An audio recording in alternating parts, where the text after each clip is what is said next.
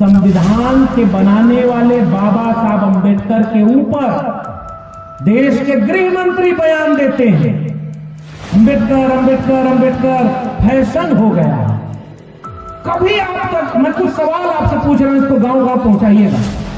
जिस सावरकर की पूजा करते एक वाक्य कभी गृह मंत्री अमित शाह ने या नरेंद्र मोदी ने ऐसा बोला है क्या? कोई एक बयान लिखिए जिसमें सावरकर सावरकर सावरकर बोला क्या? माफी मांगा करते थे जो, वो अंग्रेजों के सामने झुक गए और आज वही आज इस देश को सर्टिफिकेट बांटते हैं कि कौन देश विरोधी है और कौन देशभक्त है। इतना विपरीत वक्त आ गया है हमारे देश। गोडसे का नाम ऐसे लेते हैं क्या? एडगवार और गोलवलकर का नाम ऐसे लेते हैं? अंबेडकर का नाम ऐसे लेते हैं कि अंबेडकर अंबेडकर अंबेडकर फैशन हो गया। फैशन नहीं, इस देश के करोड़ों लोगों के लिए अंबेडकर एक पैशन है, जिन्होंने इस देश के गरीबों कमजोरों को आजादी दी, हक और अधिकार से लड़ने की हिम्मत दी है। इसलिए अंबेडकर हमारे लिए पैशन का नाम है। इस देश में जब अंबेडकर का संविधान नहीं था, खटिया पर बैठने का हक जिसको नहीं था, उसको अंबेडकर के संविधान ने खटिया का हक दिया है। इसलिए भगवान से बढ़कर उनके लिए बाबा साहब अंबेडकर हैं, क्योंकि भगवान के नाम पर तो आपने जाति देकर बांट दिया था। बताओ गलत कह रहा हूं कि सही? मंदिर में घुस नहीं सकते थे। बोलो जोर से आप, क्या मंदिर का दरवाजा सबके लिए खुला था? तो फिर भगवान सबका अगर था तो भगवान ने इन जालिमों को ये क्यों नहीं बताया कि ये मेरे बनाए हुए बच्चे हैं, इनको तुम जातियों में बांटकर अछूत मत बनाओ, ये भी मेरे बच्चे हैं और उनको अधिकार क्यों नहीं मिला? संविधान नहीं होता तो जैसे हमारे पुरखे आजमगढ़ के किसी खेत खलिहान में गाय भैंस चरा रहे होते, खेती किसानी का काम कर रहे होते, अहीर का बच्चा भैंस चराना छोड़कर देश चलाने की बात करे, यह संभव ही नहीं था अगर इस देश में संविधान न होता। हालांकि यह अलग बात है, आजकल मशीन में वोट कहीं डालो जाता है। आपका वोट सुरक्षित है? जोर से बोलिए। आपको भरोसा है कि आप जिसको वोट देते हैं वही जाता है? आपको भरोसा है कि आपका वोट सही गिना जाता है? जिस देश में लोकतंत्र में जनता को अपने वोट का ही भरोसा नहीं, लोकतंत्र कैसा है? और लोकतंत्र चल रहा है। जिस राज्य में पता चलता है कि फलाने हारने वाले हैं, चुनाव परिणाम आता तो जीत जाते हैं, फिर भी लोकतंत्र जिंदाबाद। संविधान को हम भी माथा से खूब लगाएंगे जब प्रधानमंत्री बनने की शपथ लेने जाएंगे। पहचानो जो आपके बच्चों को रोजगार देने की बात करे। पहचानो उस नेता को, पहचानो जो स्कूल कॉलेज और विश्वविद्यालय की बात करे। उस नेता को पहचानो जो संविधान को बचाने की बात करे। उस नेता को पहचानो जो विद्यालय की बात करे। उस नेता को पहचानो जो अस्पताल की बात करे। 10% आबादी जिसकी नहीं है, देश में सुप्रीम कोर्ट में जज बन के कौन बैठा? पिछले 8 साल में सुप्रीम कोर्ट में जितने जज अपॉइंट हुए हाई कोर्ट में, उसमें 88% वो लोग थे जिनकी आबादी 10% भी नहीं। संविधान यही भारत बनाना था क्या? आप प्रोफेसर है नहीं, डॉक्टर आपके हैं नहीं, इंजीनियर आपके हैं नहीं, जमीन का मालिकाना हक आपके पास नहीं, तो 90% है कहां? मैं आपसे कह के जा रहा हूं इस सवाल पर विचार करें। हम 90% इसलिए कहीं नहीं है क्योंकि हम 90% है ही नहीं, हम आपस में लड़ते हैं, आपस में बंट रहे हैं, और ये अंतिम आलोचना हम अपनी नहीं कर रहे। तो बांटने वाला तो आएगा, बहेलिया आएगा, जाल फैलाएगा, दाना डालेगा। चिड़ियों तुम जाल में फंसना मत, समझा के गया था। चिड़िया यही गाना गाने लगी और गाना गाते गाते लालच नहीं रोक पाई और कुर्सी की लालच में पलट करके उसी जाल में फंस गए। बताओ समझदार को इशारा काफी कि नहीं? कर्पूरी ठाकुर जब किसी सभा में जाते थे तो आखिरी में कविता कहते थे, उठ जाग मुसाफिर भोर भरी, अब रैन कहां जो सोवत है, जो सोवत है सो खोवत है, जो जागत है सो पावत है। लेकिन आज से 2-3 दशक पहले वो हजारों लोग नहीं थे जो लड़ रहे थे। पुराने लोगों से किस्सा पूछे तो पता चलता है कि कोई बिरला बोला करता था कि गांव में खटिया अगर है तो उस पर सब क्यों नहीं बैठेंगे। कोई बहुत हिम्मत करके बोलना शुरू करता था कि इंसान तुम भी हो, इंसान हम भी हैं, लेकिन तुम्हारे दरवाजे से अगर कोई जाए तो चप्पल क्यों उतारना पड़ता था। कोई बहुत मुश्किल में बहुत विरोध की हिम्मत रख करके कोई ये सवाल पूछ बैठा होगा कि अगर ये गांव सबका है, खेत खलिहान सबके हैं, ये नदी नाले पर्वत पहाड़ जंगल सबके हैं, तो फिर ये सबका बराबर का बंटवारा क्यों नहीं है? इस पर मुट्ठी भर लोगों का कब्जा क्यों है और बाकी लोग गुलाम क्यों बनाए बैठे हैं? ये लड़ाई कोई लड़ा है, तब जाकर के आज हम जैसे लोगों को यहां तक आने का मौका मिला।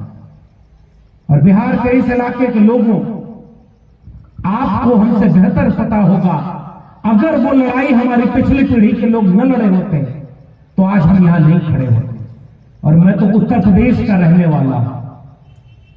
आप कल्पना करिए कि उत्तर प्रदेश के आजमगढ़ में जिसका घर हो, इलाहाबाद में पढ़ाई करे, इलाहाबाद यूनिवर्सिटी टॉप करे, दिल्ली यूनिवर्सिटी में जाकर प्रोफेसर बने और उसके बाद पूरे देश में घूम घूम कर संविधान और मानवता के विचार को आगे बढ़ाने का काम करे, और आज जमुई में आपके बीच में हो, यह संभव ही नहीं होता अगर इस देश में बाबा साहब अम्बेडकर का संविधान नहीं होता। इसलिए मैं उस संविधान को याद करता हूं। संविधान नहीं होता तो जैसे हमारे पुरखे आजमगढ़ के किसी खेत खलिहान में गाय भैंस चरा रहे होते, खेती किसानी का काम कर रहे होते, अहीर का बच्चा भैंस चराना छोड़कर देश चलाने की बात करे, यह संभव ही नहीं था अगर इस देश में संविधान न होता। उसी संविधान पर खतरा है। मैं जानता हूं कि ये आयोजन करने में कितना मुश्किल होती है।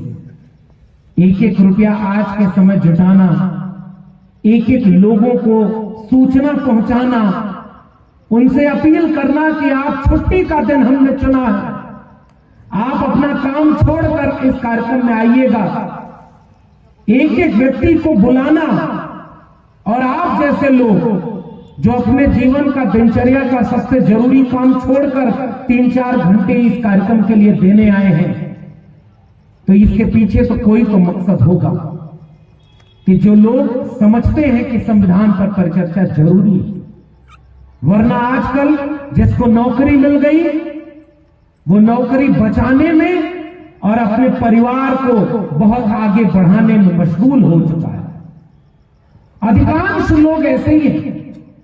क्या 90% आबादी के लोग डॉक्टर, इंजीनियर, प्रोफेसर नहीं बने? क्या बने हैं? इतने तो जरूर बने हैं कि इस इलाके में अगर कार्यक्रम कर दो तो यहां हजारों लोगों की संख्या खड़ी हो जाती, बढ़िया टेंट लगता, माइक लगता, खाने पीने का भी इंतजाम होता, लोगों को गांव से ले आने का भी इंतजाम होता। लेकिन वो लोग, उनको पता ही नहीं कि इस तरह के आयोजन कैसे छोटी सी आयोजन समिति बड़ी मुश्किल से कर पाती है, और वो इस समय अपने परिवार के साथ छुट्टी बिता रहे हैं। तो मैं बाहर के लोगों की आलोचना करूं इससे पहले थोड़ी अपनी आलोचना तो बनती है। हमारे लोग इतने सक्षम तो हैं कि आज इस पूरे सभागार को, इस पूरे मैदान को भर देते हैं, और इतने लोग जागरूक हैं भी, लेकिन उनको पता ही नहीं है कि आज वक्त की जरूरत क्या है। ये तो मैं फिर से कहता हूं कि ये आयोजन समिति को धन्यवाद दीजिए। इतनी विपरीत परिस्थितियों में भी संविधान परिचर्चा आयोजित कर ले गए और आपके बीच में ये मौका दे गए कि अब इस क्रांति के लौ को गांव गांव पहुंचाना हमारी और आपकी जिम्मेदारी है। लेकिन फिर मैं सोचता हूं कि हर दौर में यही रहा है। क्या जब भारत अंग्रेजों से लड़ाई लड़ रहा था तो पूरा भारत आंदोलन कर रहा था सड़क पे? क्या इतिहास तो आप भी जानते हैं, नहीं था ना। कुछ लोग पता ही नहीं था कि भारत गुलाम है, क्योंकि वो पहले से गुलाम चले आ रहे थे। कभी किसी राजा के गुलाम रहे, कभी किसी सामंत के गुलाम रहे, कभी ताकतवर लोगों के गुलाम रहे, बाद में अंग्रेजों के गुलाम रहे। उन्हें पता ही नहीं कि गुलामी और आजादी का मकसद क्या होता है। और जो लोग थोड़े समझते थे, उनमें से बहुत बड़ी आबादी उन लोगों की भी थी जो अंग्रेजों के साथ खड़े हो गए थे कि हमको माफ कर दीजिए, हम पेंशन लेंगे और आपका साथ देंगे ताकि भारत को गुलामी से आजादी की लड़ाई नहीं लड़नी पड़े। और अगर आप समझ जाओ कि वो अंग्रेजों का साथ देने वाले कौन थे, तो ये बताने की जरूरत नहीं है। माफी मांगा करते थे जो, वो अंग्रेजों के सामने झुक गए, और आज वही आज इस देश को सर्टिफिकेट बांटते हैं कि कौन देश विरोधी है और कौन देशभक्त है। इतना विपरीत वक्त आ गया है हमारे लिए, और बहुत सारे लोगों को पता था, फिर भी कोई शहीद आजम भगत सिंह था। 23 साल की उम्र में फांसी के तख्ते को चूम गया कि ये गुलाम मुल्क है, मैं जीना तो चाहता हूं लेकिन गुलामों वाली जिंदगी नहीं जीना चाहता, इसलिए मैं कुर्बानी देता हूं ताकि माएं अपने बच्चों को भगत सिंह बनाने का ख्वाब देखा करेंगी। मेरे लहू का एक एक कतरा इंकलाब लाएगा और यह मुल्क अपनी आजादी की लड़ाई लड़ेगा। और 23 साल की उम्र में एक नौजवान फांसी के तख्ते को चूम गया। सुखदेव राजगुरु चूम गया फांसी के तख्ते को। कोई राम प्रसाद बिस्मिल लड़ रहा था तो कोई अशफाक उल्लाह खान लड़ रहा था, लेकिन उस दौर में कोई मस्जिद के नीचे से मंदिर नहीं खोज रहा था। सब मिल करके भारत को अंग्रेजों से गुलामी की आजादी को लड़ाई लड़ रहे। और आज मैं सोचता हूं कि जितने लोग कुर्बानी दे गए, आज के भारत को अगर कहीं होंगे अगर, तो देखकर क्या सोचते होंगे कि हम इस भारत के लिए कुर्बानी दे गए जिसका सबसे बड़ा काम यह हो गया है कि हर मस्जिद के नीचे से मंदिर खोजो, 5 साल का 500 साल का बदला लो, मस्जिद को मंदिर से लड़ा दो, हिंदू को मुसलमान से लड़ा दो, जातियों में बटे हुए लोगों को गुलाम बनाओ ताकि 82 करोड़ लोगों को 5 किलो अनाज भी सरकार दे, तब उनका पेट भरे, और चंद मुट्ठी भर लोगों को पूरा देश बांट दो और बेच करके उनको अमीर बना दो, और ऐसे गुलाम भारत को बनाने के लिए कुर्बानी क्यों? और यह सवाल हमको और आपको पूछना होगा। इसी देश के लिए कुर्बानी दी थी उन्होंने, और इसी देश के लिए गुलामी से लड़ाई की आजादी लड़ी गई, और तब भारत में संविधान बना। 1949 75 साल पूरे हो गए। 25 नवंबर 1949 को बाबा साहब डॉक्टर अंबेडकर का आखिरी भाषण है संविधान सभा का, और 26 नवंबर 1949 को यह संविधान इस देश को सौंप दिया। इस देश ने उसे अंगीकृत, अधिनियमित और आत्मार्पित कर लिया कि अब जो नया भारत हम बनाएंगे उसमें जाति के नाम पर जो गैर बराबरी है उसको खत्म करेंगे, मजहब के नाम पर जो फसाद का माहौल है इसको मिटाएंगे। इसलिए इस देश के प्रियम्बल में संविधान के लिखा है कि हम एक सेकुलर डेमोक्रेटिक स्टेट बनाएंगे, और सारे अनुच्छेद में यह बात लिखी हुई थी।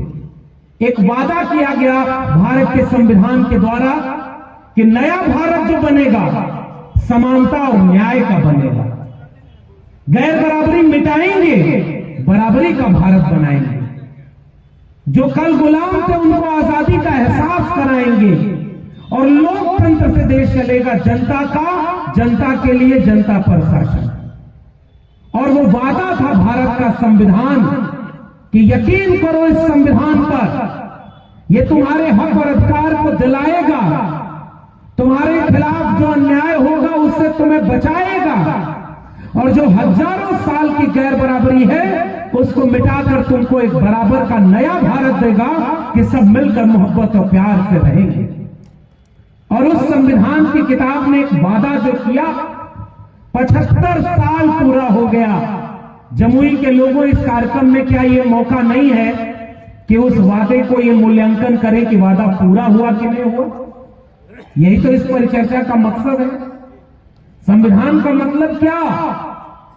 मैं इसे आसान भाषा में गांव कस्बे के लोगों में आपसे कहना चाहता हूं। संविधान नहीं था तब भी एक खटिया थी, खटिया बनाने वाला भी कोई था, खटिया को गढ़कर लकड़ी से पावा और उसका घोड़ा तैयार करने वाला भी कोई था, खटिया की रस्सी जिससे बुनी जाएगी उसको भी बनाने वाला कोई था, लेकिन खटिया पर वो सारे लोग बैठ नहीं सकते थे जो खटिया बनाते थे। खटिया पर वो बैठता था जिसके हाथ में लाठी थी। समझदार को इशारा काफी, नाम लेने की जरूरत है क्या? खटिया थी लेकिन सब लोग नहीं बैठ सकते थे। कोई था जो तय करता था कि हमारे सामने तुम खटिया पर नहीं बैठोगे। संविधान आया तो उसने कहा कि अगर खटिया है तो अब इस खटिया पर बराबर में सब बैठेंगे। इसी बात को बराबरी का न्याय दिलाने वाली किताब का नाम है भारत का संविधान। अब खटिया किसी एक की बपौती नहीं रह जाए। लेकिन बाबा साहब अंबेडकर ने एक बात और कही कि हमने किताब में तो लिख दिया कि बराबरी होगी, खटिया पर सब बैठेंगे, लेकिन इस संविधान को अगर लागू करने वाले लोग अच्छे नहीं हुए तो फिर खटिया पर सब बैठ नहीं पाएंगे। बताओ, बिहार के लोगों 75 साल संविधान के पूरे हो गए, खटिया पर सब बैठने लगे क्या? आप जोर से बोलिए। कथा वथा सुनने जाते हैं तब चुपचाप वहां प्रवचन सुनता है आदमी। वैचारिक गोष्ठी में हमारा संवाद होना चाहिए आपसे। आप बताइए क्या खटिया पर आज सब लोग बैठ सकते हैं क्या? 75 साल पूरा होने के बाद क्या संविधान में जो वादा किया गया था वो वादा पूरा हुआ क्या? संविधान घर घर आखिरी व्यक्ति तक पहुंचा क्या? नहीं पहुंचा। और ये कड़वी सच्चाई है। लेकिन जितना पहुंचा, कुछ लोगों को उससे भी दर्द होने लगा, इसलिए वो छटपटाहट बोलने लगी कि हमें देश का संविधान बदलना है ताकि इसे एक धर्म का राष्ट्र बना दें। और मैं इसलिए आपसे बात करने आया हूं कि ये जो लोग संविधान को बदलने वाले बात करते हैं, ये आज से नहीं करते। इस परिचर्चा का मकसद मुझे लगता है आयोजन समिति का यह होगा कि रविवार को जब इतने लोग बैठेंगे और यहां एक बौद्धिक गोष्ठी होगी, तो इस कार्यक्रम के बाद जाकर भूल नहीं जाएंगे कि बढ़िया कार्यक्रम था, आखिरी तक कुर्सी भर गई और अच्छा था। नहीं, इसकी चर्चा अगले दिन चौराहे पर आपको करनी है कि उस कार्यक्रम में ये बोला गया कि संविधान खतरे में है और उसको बचाना बिहार के लोगों हमारी जिम्मेदारी है। तब इस कार्यक्रम को मैं सफल मानूंगा। वरना इस कार्यक्रम को असफल बताने का एक कारण तो हमारी बहन ने जो बहुत अच्छा गीत गाया उन्होंने तो बता दिया कि आप और हम इतने जागरूक होते तो अपने परिवार से केवल एक महिला को भी ले आए होते तो ये आयोजन केवल पुरुषों का आयोजन न दिख रहा होता। इन्होंने तो आलोचना कर दी और मैं इससे सहमत हूं। हम लोग केवल मित्रता निभाने में और अपने गोष्ठी और वैचारिक लोगों के साथ में आ गए, लेकिन वादा करिए मुझसे और अपने आप से कि अगली बार जब कार्यक्रम में जाएंगे तो अपने घर से अपने घर की महिलाओं को, बहन बेटियों को भी एक दिन के वैचारिक कार्यक्रम में जरूर ले जाइए ताकि उनको पता चले कि उनके ऊपर कितना बड़ा खतरा इस देश के संविधान को खत्म करके मिल रहा है। वरना आप ही ये कहते पाए जाएंगे कि हम तो समझते हैं लेकिन हमारी पत्नी नहीं मानती, हम क्या करें। वो उसी पाखंड और अंधविश्वास में। तो आप पत्नी को यहां ऐसी वैचारिक जगहों पर तो ले ही नहीं आए, उन्हें घर से बाहर निकलने नहीं दिया। तो इसी तरह से अगला कार्यक्रम जब जमुई में हो तो औसत उम्र जिनकी बौद्धिक लोगों की यह जिम्मेदारी भी है, जो नौजवान हैं, युवा हैं, उनको संविधान को बचाने और इसको संविधान को समझने वाली परिचर्चा के कार्यक्रम में बढ़ चढ़कर भाग लेने के लिए कहिए। वरना हमारे देश का नौजवानों को भटकाने और भरमाने के लिए रोज हिंदू मुसलमान के नाम पर दंगा का माहौल बनाया जा रहा है कि नहीं बनाया। उनको कोई आएगा व्हाट्सएप पर मैसेज करेगा कि रे बाबू तुम्हारा धर्म खतरे में है, आपके बच्चे को अच्छी शिक्षा मिली नहीं, ऐसे कार्यक्रमों में वो गया नहीं, उसको समझदारी आई नहीं, उसको अच्छा बुरा भी पता नहीं, उसको यह भी पता नहीं कि धर्म का मतलब क्या होता है, उसको यह भी पता नहीं कि खतरे में किससे है, उसको यह भी पता नहीं कि खतरे में बताने वाला कौन है, उसको यह भी पता नहीं कि इस चीज के पीछे की राजनीति क्या है। और आपके घर का बच्चा अगर धर्म बचाने चला गया तो बताओ आपका परिवार लूट जाएगा कि बर्बाद हो जाएगा कि नहीं बर्बाद होगा, आप बताइए। क्योंकि उस बच्चे को जिस समय अपनी शिक्षा बचाने जानी है, रोजगार बचाना है, इस देश में खेती किसानी बर्बाद हो रही है, किसानी बचाना है, उस समय हमारे आपके बच्चों को समझाया जा रहा है कि धर्म खतरे में और धर्म बचाना है। ये सबसे बड़ा खतरा भारत के संविधान पर। नया नया सब बाबा घूम रहा है, आप लोग की तरफ भी आजकल आ रहा है। मैं छत्तीसगढ़ में जाता हूं, झारखंड, बिहार, उत्तर प्रदेश, मध्य प्रदेश, राजस्थान, इसी इलाके में सबसे ज्यादा ये सब बाबा पाए जाते हैं। और जहां शिक्षा अच्छी है दक्षिण भारत, वहां इस तरह के बाबाओं का थोड़ा प्रकोप कम है। कैसे बाबा? आप गूगल करके यहां से जाके पढ़िएगा। एगो बाबा के पास एक मरीज गया, कहा कि बाबा पथरी है। उसने आंख बंद किया, मंत्र पढ़ के हवा में कैंची चलाई और कहा कि देखो पथरी, तो कहा पथरी गायब हो गई बाबा, बाबा की जय हो। और वो चमत्कार लेकर के गांव गांव घूमने चला गया कि देखो कितना बढ़िया प्रचार होगा। अगर वाकई हवा में कैंची चलाकर ऑपरेशन हो जाए तो एक पटना मेडिकल कॉलेज में इन गरीबों, लाचार और बेबसों की इतनी भीड़ क्यों है? हर जिले में एक एक बाबा हॉस्पिटल के सामने बैठाओ, इन गरीबों कमजोरों का मुफ्त में इलाज भी होगा और कोई बीमारी से नहीं मरेगा। लेकिन पाखंड को तो समझ हम पाए नहीं। कोरोना आया था पिछले दिनों, और कोरोना माई का मंदिर बनाने वाला पहला वीडियो बिहार का ही निकला था। कुछ महिलाएं बैठ के कहीं कोरोना माई की जय, कोरोना माई की जय।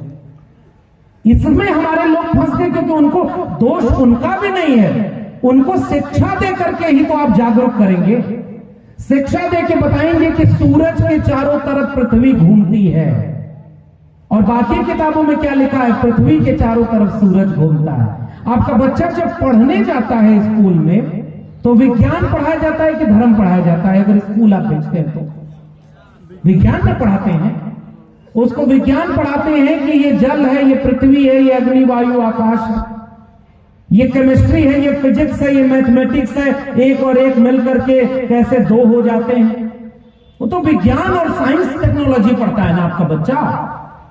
कौन आदमी जो जागरूक है वो अपने बच्चे को कोई धर्म की किताब पढ़ाता है?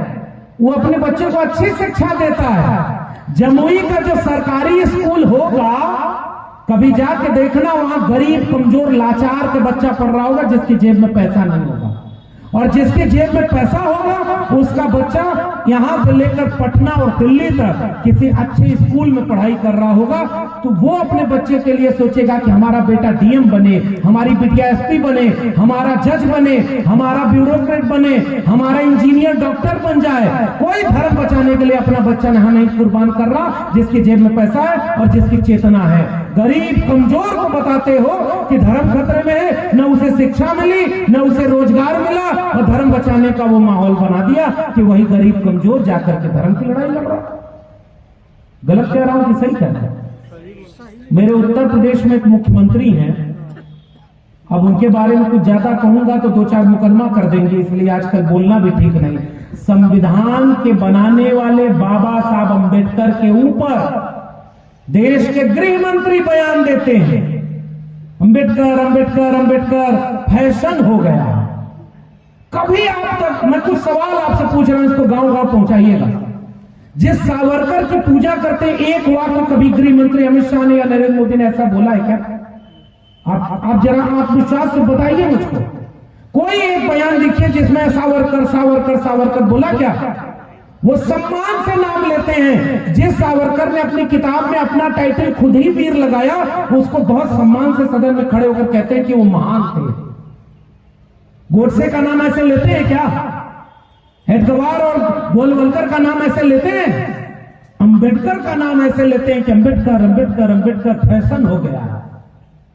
फैशन नहीं, इस देश के करोड़ों लोगों के लिए अंबेडकर एक पैशन है, जिन्होंने इस देश के गरीबों, कमजोरों को आजादी दी, हक और अधिकार से लड़ने की हिम्मत दी है। इसलिए अंबेडकर हमारे लिए पैशन का नाम है, फैशन का नाम नहीं है। और उनके लिए क्या बोल रहे हैं कि इतना नाम अगर भगवान का लिए होते तो 7 जन्म के लिए स्वर्ग मिल जाता। अब सवाल नंबर 1, आप तो बहुत लेते हैं भगवान का नाम, स्वर्ग मिला? अरे बोलिए, पूछे कि नहीं पूछे? दूसरे को कोई अगर बता रहा है तो इसका मतलब उनको मिल गया होगा। मिला? कोई आदमी ऐसा मिला जिसको आज तक आपने कहा हो कि मिल गया स्वर्ग? तो आप बाबा साहब के बारे में ये बात क्यों बोल रहे हैं? ये सवाल पूछना होगा ना। आपको 7 जन्म का नहीं मिला, 1 जन्म का नहीं मिला, तो अंबेडकर के चाहने वालों को एक बात कहना है, इस देश में जब अंबेडकर का संविधान नहीं था, खटिया पर बैठने का हक जिसको नहीं था, उसको अंबेडकर के संविधान ने खटिया का हक दिया है। इसलिए भगवान से बढ़कर उनके लिए बाबा साहब अंबेडकर हैं, क्योंकि भगवान के नाम पर तो आपने जाति देखकर बांट दिया। बताओ, गलत कह रहा हूं कि सही? मंदिर में घुस नहीं सकते थे? बोलो जोर से आप। क्या मंदिर का दरवाजा सबके लिए खुला था? तो फिर भगवान सबका अगर था तो भगवान ने इन जालिमों को ये क्यों नहीं बताया कि ये मेरे बनाए हुए बच्चे हैं, इनको तुम जातियों में बांटकर अछूत मत बनाओ, ये भी मेरे बच्चे हैं, और उनको अधिकार क्यों नहीं मिला? गले में मटका, पीठ पर झाड़ू, क्यों नहीं भगवान बोले? मैं तो एक सवाल पूछता हूं। इसलिए नायक मानते हैं लोग अंबेडकर को अपना, क्योंकि अंबेडकर ने कहा कि ये गले में मटका इंसान के नहीं लगाया जाएगा, सब बराबर रहेंगे और देश चलेगा तो भारत के संविधान से चलेगा। इसलिए हमारे नायक डॉक्टर अंबेडकर आपके नायक का अपमान करने की भाषा बोली जाती, फिर सफाई दे रहे हैं कि हमारी बात को तोड़ मरोड़ कर पेश किया गया।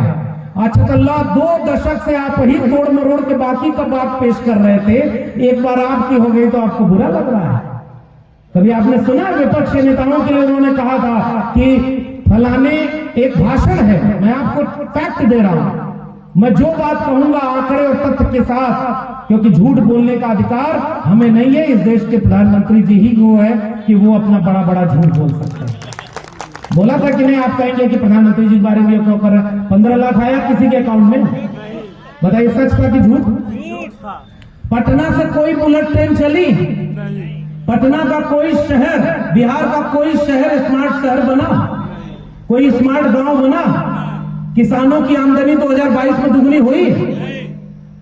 2 करोड़ रोजगार हर साल देना था, 11 साल में 22 करोड़ रोजगार इस देश के नौजवानों को मिला। आपको पता है देश पर जो कर्जा 50,000 करोड़ रुपए के आसपास था, वो 2.5 लाख करोड़ रुपए के आसपास हो गया। कर्जा बढ़ गया देश के ऊपर। किसानों के ऊपर कर्जा 2014 में 46,000 करोड़ रुपए था। आज 2024 में किसानों के ऊपर कर्जा 76,000 करोड़ रुपए हो गया। कर्जा तो गुना हो गया। आमदनी कितनी है? ये सब किसान बैठे, इनको पता है कि किसानी करके कौन अंबानी और अडानी बन सकता है। पेट पालना मुश्किल हो गया है। बताओ गलत कह रहा हूं किसे? और उनका कर्जा माफ कर दिया। बिहार में तो वैसे भी जागरूक लोग बैठे हैं, उनका सारा कर्जा माफ कर दिया। और इस देश में गरीबों किसानों का कर्जा माफ हुआ क्या? एनपीए 1.5 लाख करोड़ रुपया अगर सुन्ना लगाने लगिए, एक के आगे कितना होगा तो थक जाएंगे, गिनती भुला जाएगी। इतना पैसा उद्योगपतियों का माफ कर दिया गया। आप बैंक में जाकर एगो ट्रैक्टर खरीद लीजिए लोन पर। पहले तो लोन मिलेगा नहीं, 20 कागज मांगेगा बैंक वाला, आपको इतना दौड़ाएगा कि चप्पल घिस जाएगा। उसके बाद भी अगर ट्रैक्टर लोन पर ले लिया, 2 किस्त अगर नहीं भरेंगे तो अगले दिन बैंक वाला आ जाएगा और आपका ट्रैक्टर उठा करके अपने ले जाएगा। बताओ गलत कर रहा हूं कि सही कर रहा हूं? 2 EMI अगर आप ना भर पाओ तो आपका सामान उठा ले जाएगा। यहां पूरा का पूरा आदमी पैसा बैंक से लिया, बिजनेस किया, बैंक को नहीं भर पाया तो बैंक ने उसका सारा लोन माफ कर दिया। एनपीए कह करके, नॉन परफॉर्मिंग एसेट, क्योंकि वो फलाने के दोस्त थे, चुनाव में हजारों करोड़ रुपया चंदा देते हैं, तब जाके 1.5 लाख का चश्मा बनता है, 10 लाख का सूट बनता है। फकीरी कैसी है देखिए भाई, 1.5 लाख का चश्मा, 10 लाख का सूट, 8 करोड़ की गाड़ी और 8,000 करोड़ का हवाई जहाज। और फिर बोलते क्या है? हमारा क्या है, हम तो फकीर आदमी हैं, झोला लेके चल रहे। अगर ऐसा फकीर होना है तो हम चाहते हैं जमुई जिले में भी 2-4 फकीर हो जाए, ताकि पूरे इलाके का बंटा कल्याण हो जाए, लेकिन देश का बंटाधार नहीं। लोग कहते हैं कि अरे भाई फलाने के ना आगे कोई पीछे कोई, उनको किसके लिए भ्रष्टाचार करेंगे? वो तो बहुत ईमानदार आदमी। बिहार के लोगों, बौद्धिक लोग बैठे हो आप, चुनाव के ठीक पहले सुप्रीम कोर्ट ने कहा इलेक्टोरल बॉन्ड दिखाओ। इलेक्टोरल बॉन्ड का मतलब समझते हैं? अगर किसी पॉलिटिकल पार्टी को चंदा देना है तो पहले लोग कैश वैश देते थे, पकड़ा जाते थे, कौन पैसा दे रहा है कितना। इन्होंने कहा कि हम बॉन्ड खरीदने का पॉलिसी ले आए ताकि इससे पारदर्शिता बढ़ेगी। 5 साल में जब बॉन्ड से इतना करोड़ों रुपया खरीद लिया, फिर सुप्रीम कोर्ट ने कहा कि जरा बताओ किस पार्टी को कितना चंदा मिला। तो सुप्रीम कोर्ट की तरफ से कहा गया, उनको बैंक ने कहा कि हमारे पास समय नहीं है। सुप्रीम कोर्ट ने कहा कि 15 दिन 20 दिन के अंदर बताओ।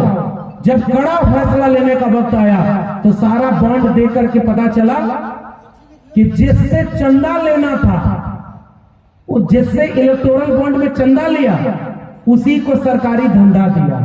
भूल गए कि याद है? भूल गए होंगे आप, नहीं पता होगा, क्योंकि रोज धर्म खतरे में होता है तो टीवी पर धर्म चलता है, मस्जिद के नीचे से। अरे देश की जनता का बुनियादी सवाल कहां है इस पर तो टीवी में बात होती नहीं, और हमारे लोग इतने कमजोर होते हैं कि उनको भूल जाने की बीमारी सबसे ज्यादा होती है। भूल गए कि नहीं इलेक्टोरल बॉन्ड के नाम पर चोरी सबसे ज्यादा किसने किया था? तो भ्रष्टाचार सबसे बड़ा वो पता चला कि नहीं पता चला?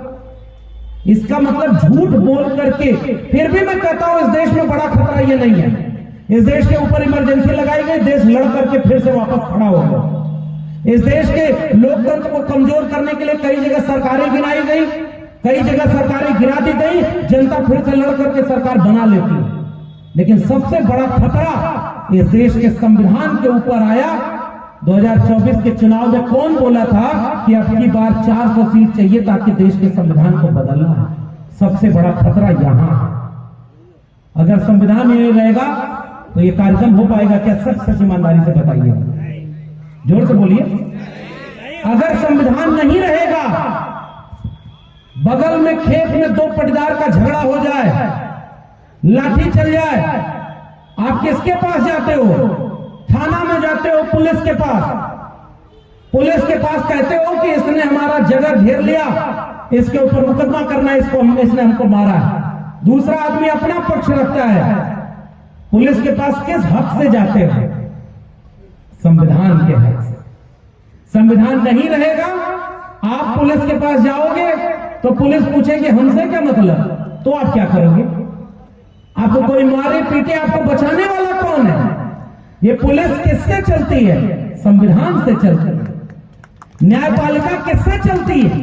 आप जज के सामने खड़े होते हो तो आप जज के सामने अपने वकील से कहलवाते हो कि हमारे साथ गलत हुआ है, तो न्याय चाहिए। अगर संविधान नहीं रहेगा तो जज कोई रोकने वाला है कि वो न्याय करे या न करे? हो सकता है जज भी ना रहे, एक राजा हो, वही पुलिस है, वही न्यायाधीश है, वही मीडिया है, वही सब कुछ है। बताओ पहले राजतंत्र में यही होता था कि नहीं? राजा ही सब कुछ होता था कि नहीं? राजा के राज में कोई न्यायाधीश थोड़े होता था। राजा जिसको चाहता था न्याय देता था, राजा जिसको चाहता था सजा देता था, और राजा जिसको चाहता था अनाज देता था, और राजा जिसको चाहता था उसके ऊपर टैक्स लगाकर उसका सब कुछ छीन लेता था। और राजा के खिलाफ प्रजा बोल पाती थी क्या? संविधान ने प्रजा को जनता बनाया है। We the people of India, यानी हम भारत के लोग मिलकर के अपना राजा चुनेंगे।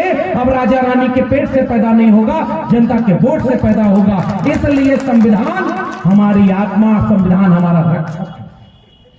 संविधान नहीं था तो कोई वोट देकर अपना राजा चुनता था क्या? आज तो आपके पास वोट डालने के अधिकार है। मुखिया से लेकर के प्रधानमंत्री तक आपके वोट से चुना जाता है। हालांकि यह अलग बात है, आजकल मशीन में वोट कहीं डालो जाता है। अब पता नहीं आप लोग की तरफ ये सब चर्चा है कि नहीं है? तो बड़ा मायूस होकर क्यों बोल रहे हैं? आपका वोट सुरक्षित है? जोर से बोलिए। आपको भरोसा है कि आप जिसको वोट देते हैं वही जाता है? आपको भरोसा है कि आपका वोट सही गिना जाता है? जिस देश में लोकतंत्र में जनता को अपने वोट का ही भरोसा नहीं, लोकतंत्र कैसा है? और लोकतंत्र चल रहा है? लोकतंत्र चल रहा है कि नहीं चल रहा भाई? जिस राज्य में पता चलता है कि फलाने हारने वाले हैं, चुनाव परिणाम आता तो जीत जाते हैं, फिर भी लोकतंत्र जिंदाबाद। संविधान को हम भी माथा से खूब लगाएंगे जब प्रधानमंत्री बनने की शपथ लेने जाएंगे, और उसके बाद इलेक्शन कमीशन के लिए नियम बनाएंगे कि अगली बार चुनाव आयोग से आप सूचना भी नहीं मांग पाएंगे कि चुनाव में कोई धांधली हुई है, तो चुनाव आयोग कहेगा कुछ नहीं बताएंगे, जाओ अपना खेती की दुकान दफ्तर और मजदूरी का काम करो, वोट दे दिए, जिसको राजा बनना है बन जाएगा। बताओ गलत कह रहा हूं कि सही? बुद्धिजीवी लोगों बिहार के, जब वोट का अधिकार बाबा साहब अम्बेडकर का दिया हुआ सबसे बड़ा अधिकार था, और वही खतरे में है। बिहार के लोगों 2020 भूल गए कि याद है? 2020 में इसी बिहार में कई जगह पर जीती हुई सर्टिफिकेट वापस होकर के हारे हुए कैंडिडेट को जितवाया गया कि नहीं जितवाया गया? बताओ गलत कह रहा हूं किसी? पुराने समय का क्या सब लोग जानते हैं। 12,000 वोटों से दूसरी सरकार बन गई। कुछ हुआ? जिसकी लाठी उसकी भैंस पहले सुना करते थे, कहावत तो आज भी चेतावनी दिख रही है। 2022 में उत्तर प्रदेश में यह हुआ। आप वोट अपना बचा नहीं पा रहे। अपने बच्चों की शिक्षा बचा लेते हैं क्या? जितने लोग यहाँ बैठे हैं, इतने लोगों में कितने लोग ऐसे हैं आज से पिछली पीढ़ी के जो सरकारी स्कूल में पढ़े हैं? जरा जोर से हाथ उठा के बताइए। ये सारे लोग, अधिकांश 90-99% लोग सरकारी स्कूल से आए हैं। लेकिन आज अगर एक नौकरी भी मिल जाए तो अपने बच्चों को सरकारी स्कूल भेजेंगे क्या? कभी नहीं भेजेंगे, क्योंकि वहां न मास्टर है, न पढ़ाई है, न शिक्षा का कोई माहौल। तो जब देश गरीब था तो सबको शिक्षा फ्री में देता था। आज देश दुनिया की 5वीं अर्थव्यवस्था बन गया, शिक्षा देने का पैसा ही नहीं, नई शिक्षा नीति से शिक्षा बेच दिया। अब 5 ट्रिलियन इकोनॉमी वाला देश। मैं डीयू में, दिल्ली यूनिवर्सिटी में 14 साल प्रोफेसर था।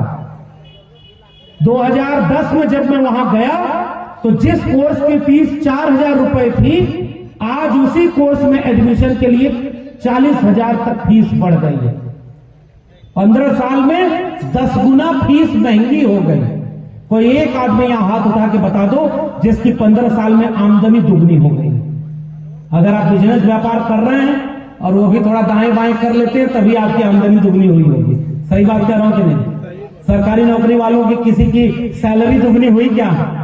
आपका तो पे कमीशन भी आ रहा है कि नहीं आ रहा है पता नहीं। आजकल कफन पे भी 18% जीएसटी का टैक्स लग गया है। अभी 2 दिन पहले मुख्यमंत्रियों की बैठक में वित्त मंत्री ने घोषणा किया कि अब कफन पर जीएसटी घटाया जाएगा। अब कोई अगर मरे तो उसको मरने के बाद टैक्स नहीं देना पड़ेगा। ये बड़ा महान काम इस देश में अब हुआ। और गाड़ी खरीदने जाएंगे मर्सिडीज बेंज महंगी तो 9% जीएसटी देना पड़ेगा। कलम खरीदने और ट्रैक्टर खरीदने जाएंगे तो 27% जीएसटी देना पड़ेगा। जिस देश में राजा अनपढ़ होता है, कलम और किताब पर भी टैक्स लगा देता है ताकि पढ़ाई जनता से दूर हो जाए और लोग मानसिक रूप से गुलाम हो जाए। नई शिक्षा नीति में क्लास बना है और बिहार के लोगों गांव-गांव ये बात हम और आप नहीं समझाएंगे तो बताएगा कौन? क्लोजर और मर्जर की पॉलिसी बनी। जिस स्कूल में बच्चे एक निश्चित संख्या से कम होंगे वो सरकारी स्कूल बंद कर दिया जाएगा, क्लोज, यानी दूसरे सरकारी स्कूल में मर्ज कर दिया जाएगा, यानी मर्जर। तो क्लोजर और मर्जर से पुराने सरकारी स्कूल बंद किए जाएंगे। नई शिक्षा नीति आपको ये कहती है। नई शिक्षा नीति आपको ग्रेडेड ऑटोनॉमी देने के साथ फाइनेंशियल ऑटोनॉमी देती है। हिंदी में इसका मतलब क्या है पता है? पहले सरकार पैसा देती थी कि शिक्षा सबको मिले। अब सरकार स्कूलों और विश्वविद्यालयों से कह रही है कि आपको हम 3 कैटेगरी बनाएंगे और आप एक कैटेगरी में जाइए तो आप अपने से अपना पैसा जनरेट करिए और सरकार आपको शिक्षा देने के लिए पैसा नहीं देगी। ग्रेडेड ऑटोनॉमी, फाइनेंशियली आप इंडिपेंडेंट हो जाओ। जमुई में एक डिग्री कॉलेज होगा सरकारी, आसान भाषा में समझिए। डिग्री कॉलेज को कहा जाएगा 1 साल का खर्चा कितना है? 10 करोड़ रुपया मान लीजिए, 1 करोड़ रुपया मान लीजिए। और आसान भाषा में 1 साल में डिग्री कॉलेज का खर्चा 1 करोड़ रुपया है। अब तक क्या होता था?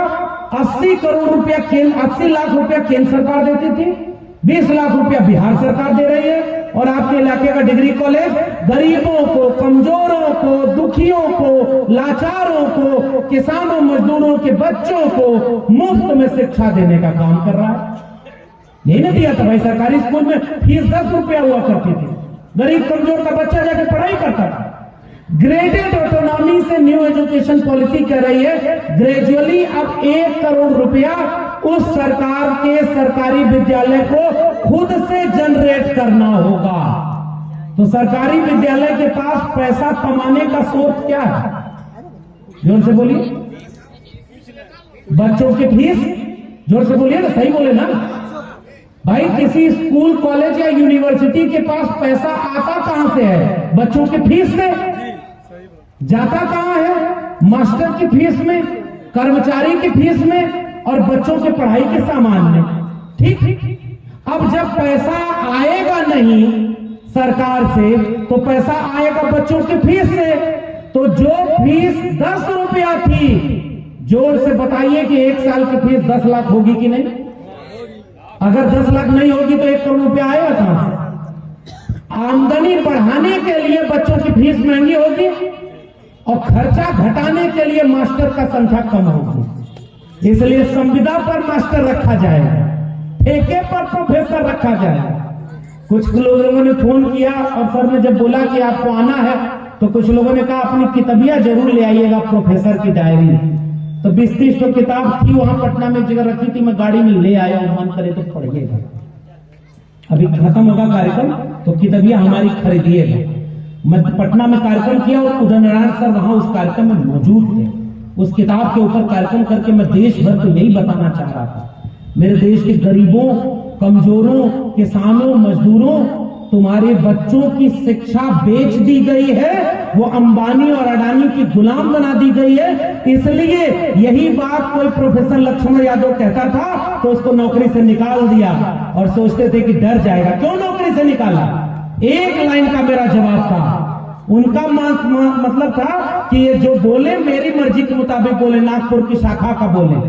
हमने कहा कि मेरे लहजे में जी हजूर न था और कोई मेरा कसूर न था।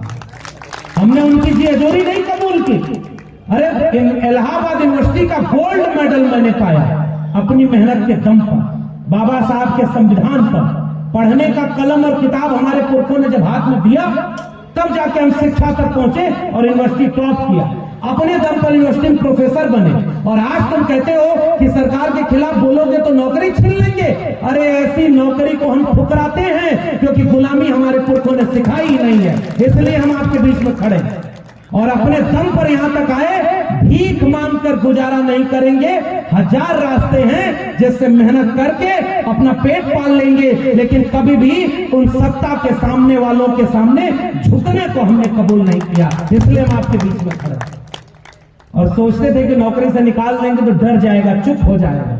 हाँ, मेरा परिवार कहता है कि हमें डर लगता है जब तुम्हें फोन करके कोई धमकाता है कि मत बोलो वरना तुमको गोली मार देंगे, मत बोलो वरना तुम्हारे ऊपर मुकदमा कर देंगे, तुम सरकार से सवाल मत पूछो वरना तुम्हारे ऊपर हम हमला करवा देंगे। मैं सोचता हूं ये बिहार की जमीन है, तथागत पुत्र यहां पैदा हुए, ये महावीर की जमीन है, गुरु नानक के देश है, ये संत कबीर का देश है, संत रविदास का देश है। और बिहार के लोगों, बहुत पुराना इतिहास छोड़ दो, बिंदेश्वरी प्रसाद मंडल इसी बिहार के थे, मुख्यमंत्री बने तो किसी ने कहा कि गंगा में आग लग गई है। जिस दिन मैंने ये किताब में पढ़ा उस दिन बिहार के लोगों को गांव-गांव समझाना, और खासकर जरा यादव बिरादरी के कुछ लोग हैं जिनके लाठी में लगता है इतनी ताकत हो जाती है कि कभी कभी गलती से वो लाठी आती पिछड़ा और दलित के ऊपर चलाने लगते हैं। मैं तो उनसे कहता हूं कि अगर आपकी लाठी में ताकत है तो अपने से ताकतवर पर चलाओ ना, अपने भाई कमजोर के ऊपर क्यों चलाते हो? अब तो एक होने का वक्त आ गया है, इसलिए सबसे पहले मैं अपने लोगों को एक होने का गुजारिश कर रहा हूं। आपकी लाठी में दम था तो बिंदेश्वरी प्रसाद मंडल की लाठी किसी कमजोर पर चली क्या? वो ताकतवर एक सामंती सदन में खड़ा होकर बोला कि बीपी मंडल शूद्र मुख्यमंत्री बन गया तो गंगा में आग नहीं लगेगी तो क्या होगा? बिंदेश्वरी प्रसाद मंडल खड़े हुए, उन्होंने बोला कि देखो गंगा में आग तो तेल रिसने से लगी, क्योंकि वहां यातायात होता था तो जो जहाज जाता था उसका तेल रिस गया तो उसमें आग लग गई। तो उन्होंने कहा कि गंगा में आग तो तेल रिसने से लगी है, लेकिन हमारे किसान कमेरा के मुख्यमंत्री की कुर्सी पर पहुंचने से तुम्हारे सीने में जो आग लगी है इसे मुझे और लगाना है ताकि मैं बराबरी का समाज बना सकूं। डर गए थे क्या बीपी मंडल? बीपी मंडल को कम गाली दी गई। इसी बिहार की जमीन पर नाई समाज का एक बेटा 10वीं की परीक्षा पास करता है। बिहार के नौजवानों, जरा गांव-गांव इस कहानी को बताना। 10वीं की परीक्षा एक नाई समाज का बच्चा पास करता है। उसके पिता अपने इलाके के एक सामंती के पास ले जाते हैं कि पढ़ाई बड़ी महंगी है, उसको बताते हैं, और गोकुल नाई, और वहां पर जाकर के वो कहते हैं कि हमारा बच्चा वो आपसे कुछ कहने आया है। 10वीं मैट्रिक पास हुआ बच्चा कहता है कि हम मैट्रिक पास कर गए, तो सामने से आवाज आई कि मैट्रिक पास कर गईला, आवा गोड़ दबाओ, पैर दबाओ। जो मैट्रिक पास किया, चूंकि नाई समाज का बेटा था, इसलिए एक सामने से आवाज आके कहती है कि आओ पैर दबाओ, तुम्हारी जगह मेरे पैर में है। वही बच्चा संघर्ष करता है लड़ाई लड़ता है, बिहार का एक दिन मुख्यमंत्री बनता है और वही कर्पूरी ठाकुर 12वीं तक की पढ़ाई को मुफ्त कर देता है कि अगली बार किसी कुम्हार, लुहार, नाई, बुची, बढ़ई, निषाद, मल्ला के बच्चे अगर जेब में पैसा नहीं है तो पढ़ाई से वंचित न रह जाए। ऐसे कर्पूरी ठाकुर को गाली दी गई कि नहीं दी गई? बताओ बिहार के लोगों को गरियाया गया कि नहीं? आरक्षण कहां से आई? कर्पूरी की मां। इसके आगे बोल भी नहीं सकता मैं।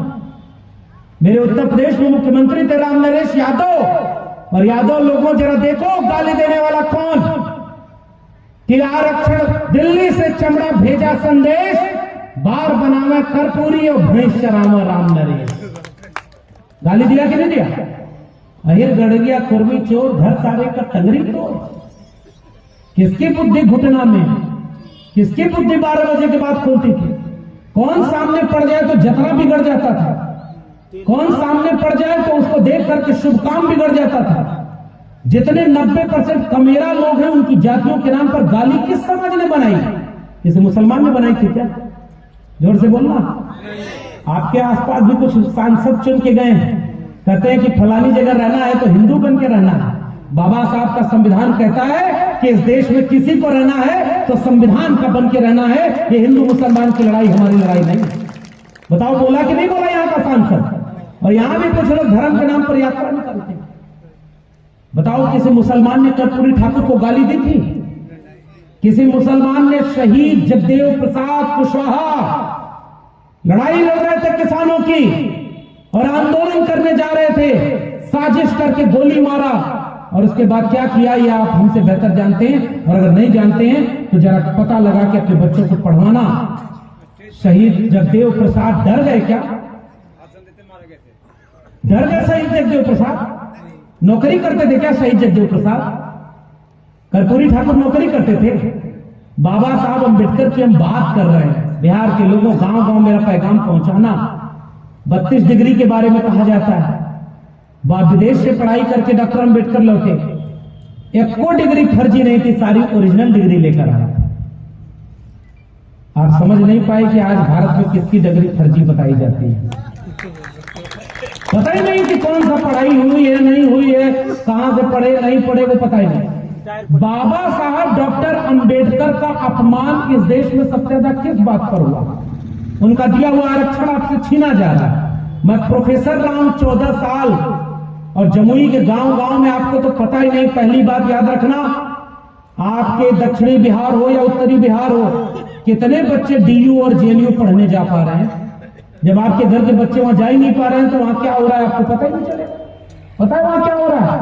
शिक्षा बेची जा रही है, फीस महंगी की जा रही है, अपने विचारधारा के लोगों को प्रोफेसर बनाया जा रहा है, अपने विचारधारा के लोगों को प्रिंसिपल और वाइस चांसलर बनाया जा रहा है। उसी पर शोध हो रहा है, सिलेबस बदला जा रहा है ताकि पाखंड और अंधविश्वास के गुलाम लोग पैदा हों, और आपके गांव तक पता ही नहीं। इसलिए आपको समझाया जा रहा है कि धर्म खतरे में, जबकि मैं आपको बताने आया हूं आपके बच्चों की शिक्षा खतरे में है, कलम और किताब खतरे में है। और इसलिए प्रोफेसर की डायरी पढ़िएगा खरीद करके, पता चलेगा कि एक प्रोफेसर जब नौकरी उसकी छीन ली गई और लोगों ने सोचा कि डर जाएगा, किताब लिखकर उस प्रोफेसर ने बोला कि जुल्म के साये में लब खोलेगा कौन, और हम भी चुप रहे तो फिर बोलेगा कौन। हमारी जिम्मेदारी है कि मैं अपने समाज को बताऊं, धर्म के नाम पर मत लड़ना, मंदिर मस्जिद के नाम पर मत लड़ना। इसी देश में कोई कबीर पैदा हुआ जिसने लिखा कि पाथर पूजे हर मिले तो मैं पूजू पहाड़ ताते ये चाकी भली पीस खाए संसार। जिसने लिखा कि पाहन पूजे हर मिले, और दूसरी तरफ काकर पाथर जोड़ के मस्जिद लई चिनाई ताछड़ मुल्ला बाग दे क्या बहरा हुआ खुदा। अरे इंदौन रान पाई हिंदुन की हिंदुआई देखी तुरकन की तुरकाई। उसी कबीर ने लिखा कि दुनिया ऐसी बावरी पाथर पूजे जाए। उसी कबीर का देश है ना, और मेरे तो विश्वविद्यालय में कबीर पढ़ाए जाते हैं। उसी कबीर ने लिखा कि तुम कद बाबन हम कद सूद और हम कद लोहू तुम कद दूध, एक बूट के सब उत्पन्ना कौन बाबन कौन सूदा। वो बराबरी का समाज बनाने का काम महात्मा कबीर ने किया। उसी कबीर के देश में धर्म के नाम पर लड़ाने वाले भूल गए कि कबीर ने लिखा मोह को कहां ढूंढे रे बंदे मैं तो तेरे पास में। ना मैं मंदिर, ना मैं मस्जिद, ना काबे कैलाश में, ना मैं जप में, ना मैं तप में, ना मैं व्रत उपवास में, खोजी हो तो तुरते मिले हो पल भर की तलाश में। कहे कबीर सुनो भाई साधो मैं तो हूं विश्वास में। इसलिए बिहार के लोगों, बहुत सारे बहरूपिये आएंगे, मजहब के नाम पर लड़ाएंगे, धर्म खतरे में बताएंगे। तुम किसी भी धर्म को मानना, लेकिन धर्म के नाम पर दंगा करने वाली भीड़ में और धर्म बचाने वाली भीड़ में कभी मत जाना। ये मेरी आपसे गुजारिश है, ये मेरी आपसे अपील है, क्योंकि संविधान हर धर्म को अपना उपासना करने का अधिकार देता है। मस्जिद वाला मस्जिद में जाए, मंदिर वाला मंदिर में जाए, जिसको कहीं नहीं जाना है वो विद्यालय जाए। ये सब आपस में लड़ाने वाला क्या जरूरत है? इसलिए बिहार ऐतिहासिक मोड़ पर खड़ा है। बिहार के लोगों, 1990 के पहले इसी बिहार में, और मैं चूंकि यूपी का हूं तो मैं भी जानता हूं, 90% आबादी जिसकी बताते हो, सामने आज उसका बच्चा घोड़ी पर चलकर दूल्हा बनकर नहीं जा पाता, पुलिस लगानी पड़ती है, तब एक 90% कमेरा का बच्चा दूल्हा बनकर घोड़ी पर जा पाता है। बताओ गलत है कि सही है? बताओ गलत है कि सही? खटिया पर बैठने पर मारा जा रहा है कि नहीं? आज भी पुराना माहौल फिर से लौट रहा है कि नहीं 90 के पहले का? और अगर एक बार मौका और चूक गए तो 90 के पहले का बिहार अगर लौट ना आए तो कहना कि लक्ष्मण यादव गलत कर गया। पहचानो जो आपके बच्चों को रोजगार देने की बात करे। पहचानो उस नेता को, पहचानो जो स्कूल कॉलेज और विश्वविद्यालय की बात करे। उस नेता को पहचानो जो संविधान को बचाने की बात करे। उस नेता को पहचानो जो विद्यालय की बात करे। उस नेता को पहचानो जो अस्पताल की बात करे। बीमारी किसी देश में समाजवादियों का नारा लगा करता था, रोटी कपड़ा सस्ती हो, दवा पढ़ाई मुफ्ती हो। पढ़ाई, कमाई, दवाई, सिंचाई ये मुफ्त में कैसे हो, ताकि गरीब कमजोर को पढ़ाई दवाई मुफ्त में मिले। त्रिवेणी संघ का नारा लगा करता था, जिसमें समता की चाह नहीं वह बढ़िया इंसान नहीं, समता बिना समाज नहीं, बिन समाज जन राज नहीं। बताओ नारे भूल गए? दो बातें हैं मोटी मोटी, सबको इज्जत सबको रोटी। ये पुराने नारे लग करके यहां तक का सफर तय हुआ था। आदरणीय उदय नारायण जी बैठे हुए, पुराने समाजवादी लोगों का, अंबेडकरवादी लोगों ने नारा लगाया, लड़ाई लड़ी, जो जमीन को जोते बोए वो जमीन का मालिक होए। इसी देश में नारा लगा, सन सोपा ने बांधी गांठ, पिछड़ा पावे 100 में 60। बताओ पिछड़ा 100 में 60 कहीं पहुंचा क्या? और आजकल पिछड़ा को पिछड़ा से लड़ा दिया। बताओ गलत कह रहा हूं किस तरह? पिछड़ा को पिछड़ा से लड़ा दिया कि सारा हक तुम्हारा ये मार लिया। मैं तो धन्यवाद देता हूं बिहार की महागठबंधन की सरकार को कि उसने जाति जनगणना कराई और बताया कि जैसे यादव की आबादी 14.5%, आज तक झूठ सब बोलता था, सब नौकरी यादव ले लिया, और जाति जनगणना में पता चला कि यादव की नौकरी 1.67%। 14% आबादी और नौकरी कितने? 1.5%। और यही झूठ बोलने वाले हमारे ओबीसी लोगों के बीच चले गए, अति पिछड़ा के बीच चले गए, और उनको जोर से बोल के बोला, अरे तो हर कुल नौकरी तो वो छीन ले गया, और आपको भाई को भाई से ही लड़ा दिया। इसलिए महागठबंधन की भारतीय कम्युनिस्ट पार्टी, मार्क्सवादी, लेनिनवादी, राजद, कांग्रेस, इन तमाम लोगों को तो इसके लिए बधाई दूंगा। जो काम देश में प्रधानमंत्री होकर ओबीसी कहने वाले नहीं कर पाए, वो काम बिहार के महागठबंधन की सरकार ने कर दिया है। इसलिए ताकि पता चला गरीब कौन है। 82 करोड़ लोग 5 किलो अनाज सरकार से ले रहे हैं, आपको पता नहीं चलता कि वो 82 करोड़ कौन है? मैं आपसे कहकर जा रहा हूं, उसमें 90% का मेरा है, हम लोग। हम 90% कहां है पता है? अनाज लेने वाली लाइन में लगे हैं। हम 90% कहां हैं? बीमार बन के अस्पताल में इलाज कराने वाली लाइन में लगे हैं। हम 90% कहां हैं? अपने नौजवानों को रोजगार मांगने की लाइन में लगवाए। हम 80-90% कहां है? आपके इलाके में भी जो मजदूर होगा ना, उस मजदूर में खोजना 90% हम मजदूरी कर रहे हैं। 90% हम कमजोर में हैं, 90% हम बीमार में हैं, और 90% हम धर्म बचाने की लड़ाई लड़ रहे हैं। और वो 10% आबादी जिसकी नहीं है, देश में सुप्रीम कोर्ट में जज बन के कौन बैठा है? पिछले 8 साल में सुप्रीम कोर्ट में जितने जज अपॉइंट हुए हाई कोर्ट में, उसमें 88% वो लोग थे जिनकी आबादी 10% भी नहीं है। संविधान यही भारत बनाना था क्या? जिसकी आबादी 90% उसके जज 10% भी नहीं, जिसकी आबादी 90% उसके प्रोफेसर 10% भी नहीं। मैं दिल्ली यूनिवर्सिटी में प्रोफेसर था, आज तक ओबीसी के 4% प्रोफेसर केवल इस देश में हुए हैं। 4% प्रोफेसर। आप प्रोफेसर है नहीं, डॉक्टर आपके हैं नहीं, इंजीनियर आपके हैं नहीं, जमीन का मालिकाना हक आपके पास नहीं, तो 90% है कहां? मैं आपसे कह के जा रहा हूं इस सवाल पर विचार करिए। हम 90% इसलिए कहीं नहीं है क्योंकि हम 90% है ही नहीं, हम आपस में लड़ते हैं, आपस में बट गए हैं। और ये अंतिम आलोचना हम अपनी नहीं करेंगे तो बांटने वाला तो आएगा, बहेलिया आएगा, जाल फैलाएगा, दाना डालेगा। चिड़ियों तुम जाल में फंसना मत, समझा के गया था। चिड़िया यही गाना गाने लगी और गाना गाते गाते लालच नहीं रोक पाई और कुर्सी की लालच में पलट करके उसी जाल में फंस गए। बताओ समझदार को इशारा काफी कि नहीं? कुर्सी की लालच इतनी बड़ी नहीं होनी चाहिए कि बार बार पलटी मार करके वहीं जाना पड़ जाए, जो संविधान की बात बदलने की करे। बताओ संविधान को बदलने वालों के साथ खड़े होने वाले लोग, इस देश को दंगे की आग में झोंकने के साथ खड़े होने वाले लोग, क्या आपके बच्चों के भविष्य के हितैषी हैं क्या? इसलिए मैं आपसे गुजारिश करके जा रहा हूं बिहार के लोगों, इस बहेलिया आएगा, जाल फैलाएगा, दाना डालेगा। देखो तुम्हारे जाति का हमने सांसद खड़ा कर दिया, देखो तुम्हारी जाति का विधायक खड़ा कर दिया, इसको वोट दे देना। मेरे लोगों, इस बात को याद रखना, अपना वैचारिक दुश्मन पहचानो और अपना वैचारिक मित्र पहचानो। आपका विचार कबीर, रैदास, पलटू दादू, भीखा बुल्ले शाह, बाबा फरीद का विचार है। आपका विचार बिरसा मुंडा का है, जयपाल सिंह मुंडा का है, अब्दुल कयूम अंसारी का है, आसिम बिहारी का है। आपका विचार जगदेव बाबू का है, महामना रामस्वरूप वर्मा का है और बीपी मंडल का है। आपका विचार भारत के संविधान और मंडल कमीशन का विचार है। इसलिए एकजुट रहिएगा, एक साथ रहिएगा, बटिएगा मत, वरना एकजुट रहने के बाद अगर ये लड़ाई हम नहीं बचा पाए तो ये फिर आगे आने वाला मौका नहीं मिलेगा।